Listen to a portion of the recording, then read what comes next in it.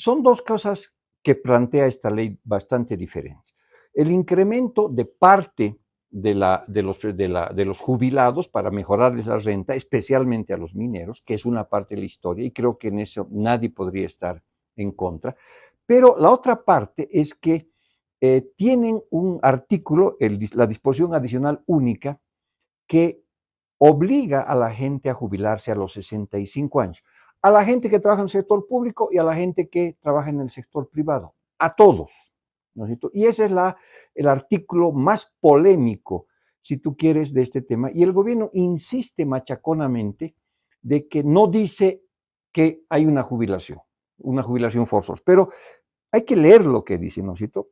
Dice, con el objeto de coadyuvar con la preservación de la salud y bienestar de la población adulto mayor, los asegurados dependientes que tengan 65 años o más de edad y cumplan los requisitos establecidos por la Ley 065, se acogerán y ejercerán el derecho a una pensión de vejez solidaria en el sistema integral. Se acogerán y ejercerán. O sea, usted tiene que hacer, es mandatorio.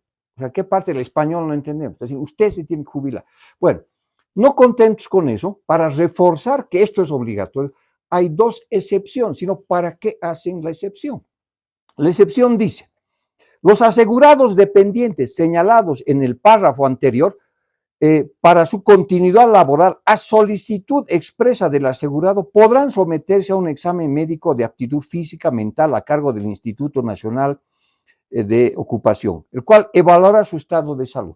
Entonces, usted quiere seguir trabajando, yo le estoy diciendo que ustedes tienen que jubilar. Si usted quiere seguir trabajando, tiene que ir al médico del Estado y el médico le va a decir si usted está apto o no está apto. Y habrá que ver, ¿no es cierto?, si hay condiciones en lo que es este Instituto Nacional de Ocupación. Yo he ido hace algunos años y era un desastre. ¿No es cierto? No tenían ninguna condiciones. ¿Qué exámenes te van a hacer? ¿Te van a hacer análisis de sangre, de orina? ¿Te van a tomar tomografías? ¿Te van a hacer un PET scan? ¿O simplemente te van a decir si sabes sumar 2 más 2? ¿Verdad? Entonces, es pues un espacio que se genera para una posible, terrible corrupción, porque mucha gente va a tener que ir a rogarse al médico y decir, por favor, va a disculpar, yo tengo que seguir trabajando, no me queda otra. Déjeme pasar pues el examen, ¿no? Porque ¿con qué condiciones? Hay una asimetría de información entre el paciente y el médico. Tendrían que hacer estudios muy profundos, ¿no es cierto?, para ver qué es exactamente lo que pasa con esta persona, si puede o no puede trabajar. Y después de los 50 años, ¿quién no tiene goteras? ¿No es cierto? Es decir, es muy difícil saber cómo podrían hacer. Entonces, esa es una excepción de una cosa obligatoria. Pues, sino, ¿para qué hacen esta excepción?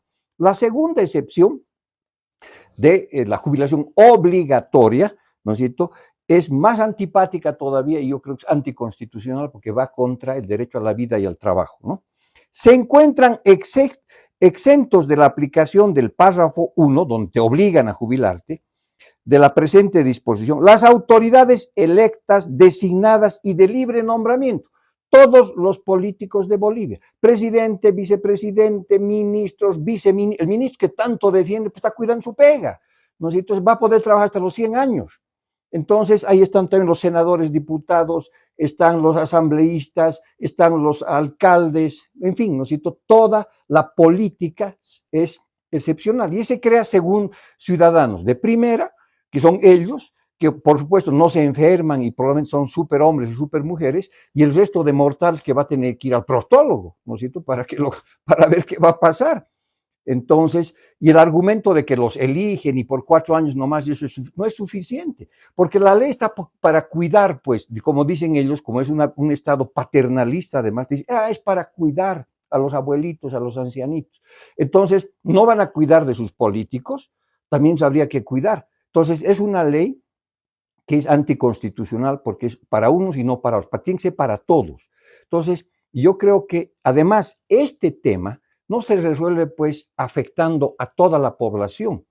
Si tienen un problema con los médicos y con los maestros, deberían resolverlo de manera administrativa. A mí este artículo me parece más bien un ajuste de cuentas entre el gobierno y 2 sindicatos que le han hecho la vida imposible en el pasado al gobierno, ¿no es cierto? Y no pasa de eso, y lamentablemente afectan absolutamente a todos los ciudadanos que van a cumplir o tienen 65 años de edad. Entonces, además, se está afectando el derecho a la vida y el derecho al trabajo. Porque sabes que usted no va a trabajar, yo, papá Estado, te voy a decir si puedes trabajar o no puedes trabajar, te están afectando el derecho a la vida porque te están afectando el derecho a poder trabajar.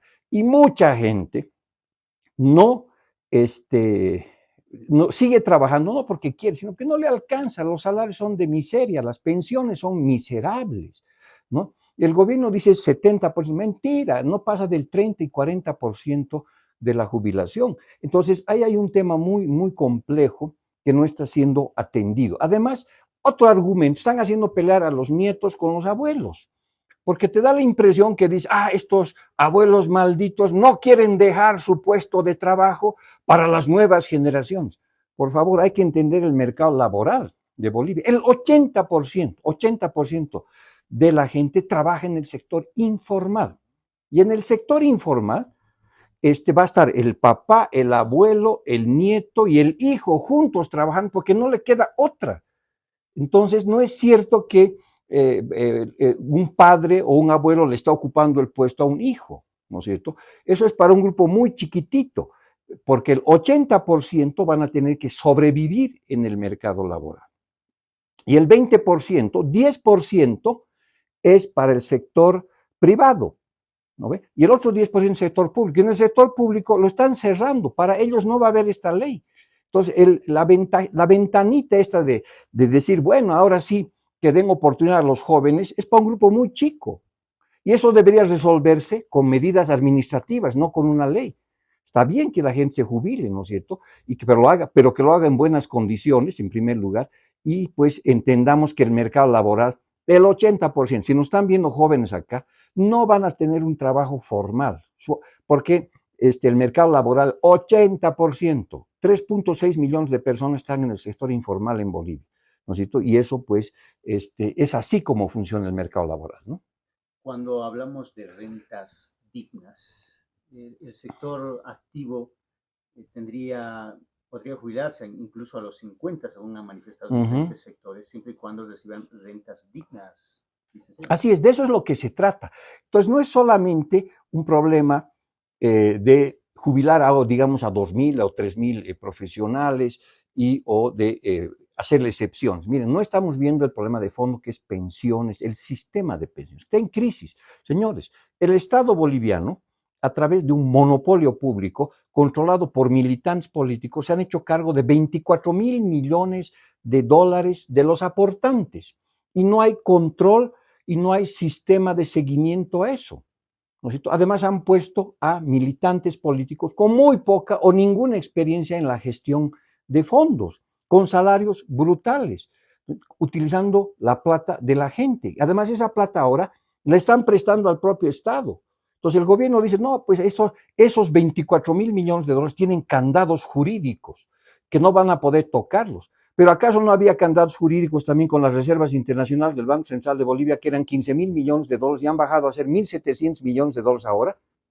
¿Dónde está pues, el candado jurídico? El Estado ha hecho un mal uso de esos recursos de diferente manera y por eso estamos viendo la crisis cambiaria. También durante años nos han dicho, no, las reservas de yacimientos, las reservas del sector petrolero son sagradas y están protegidas por candados jurídicos y control social. Bolivia ha dejado de ser productor de gas, ha bajado significativamente su producción, producía 60 millones de metros cúbicos por día y ahora ha bajado a 30 millones de pies cúbicos por día. O sea, lo que el Estado toca lo hace desaparecer. Entonces, el miedo que mucha gente legítimamente tiene es que la plata de pensiones cambie, o sea, justamente corra la misma suerte del gas y de las reservas internacionales en dólares y en oro. Entonces, además, no estamos abordando el tema de manera integral. Hay un problema de crisis de pensión.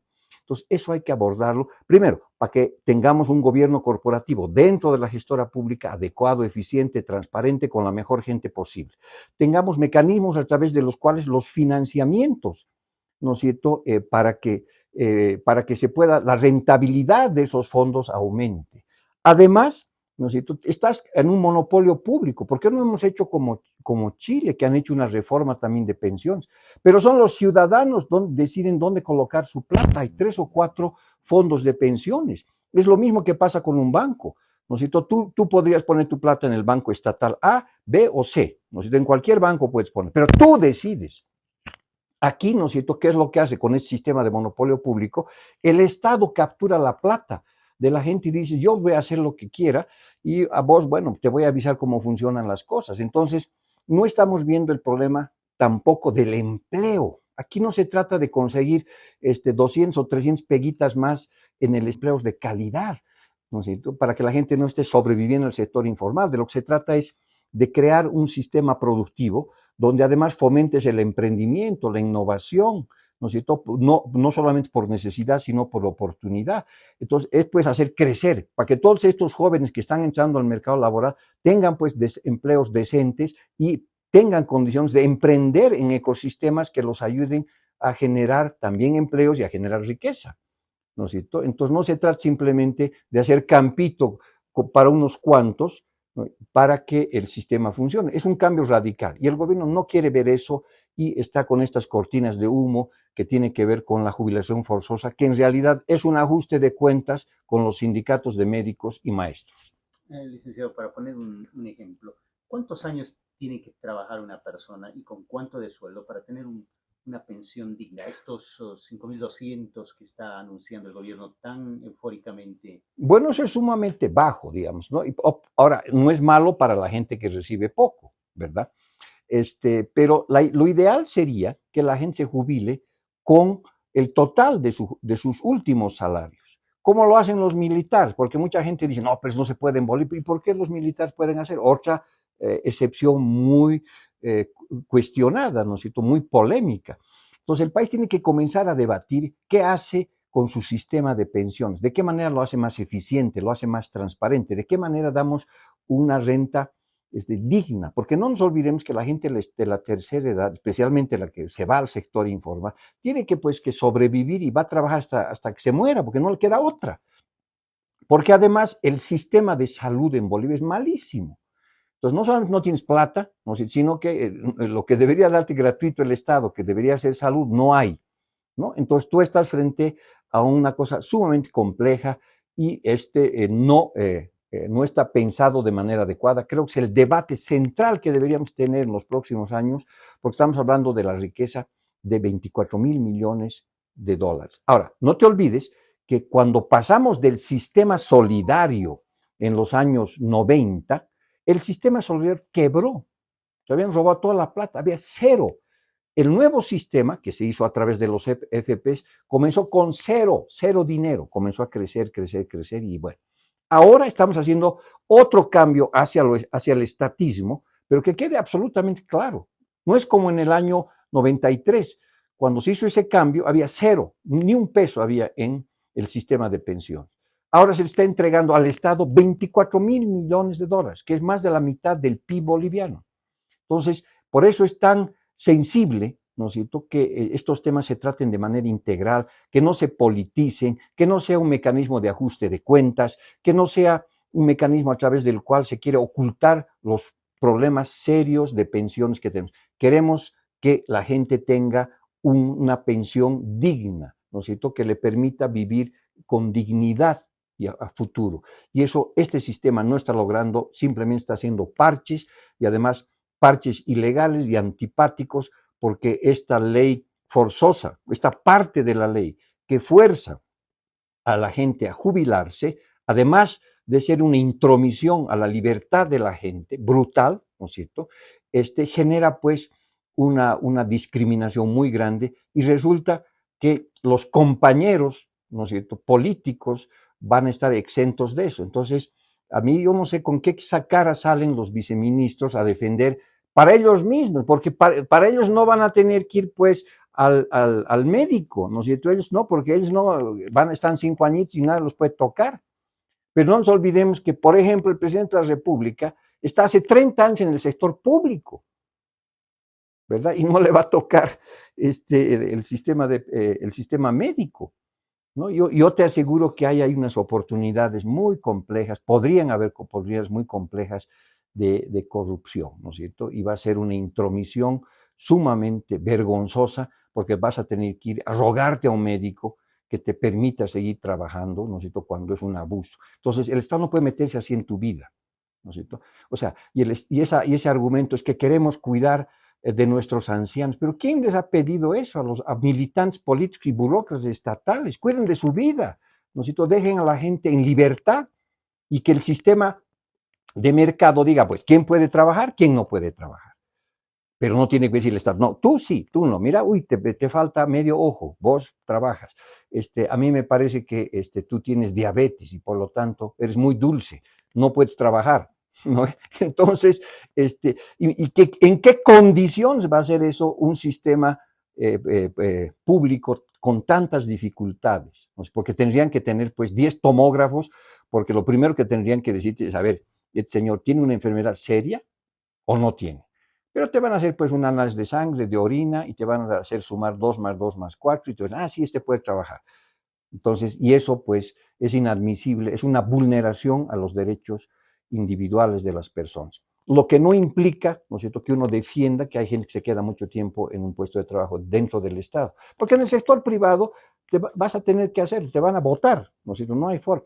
Pero en el Estado se atornillan. Pero eso no necesita una ley, ¿no es cierto? Lo que tú necesitas es resoluciones administrativas, o que el Estado haga lo muy simple, pues si hay médicos que no funcionan, si hay profesores que están mal, vaya pues y déle su memorándum y se vaya a su casa y se acabó el asunto. ¿Para qué van a hacer toda esta, digamos, ley que genera tanta polémica, ¿no? Buenísimo.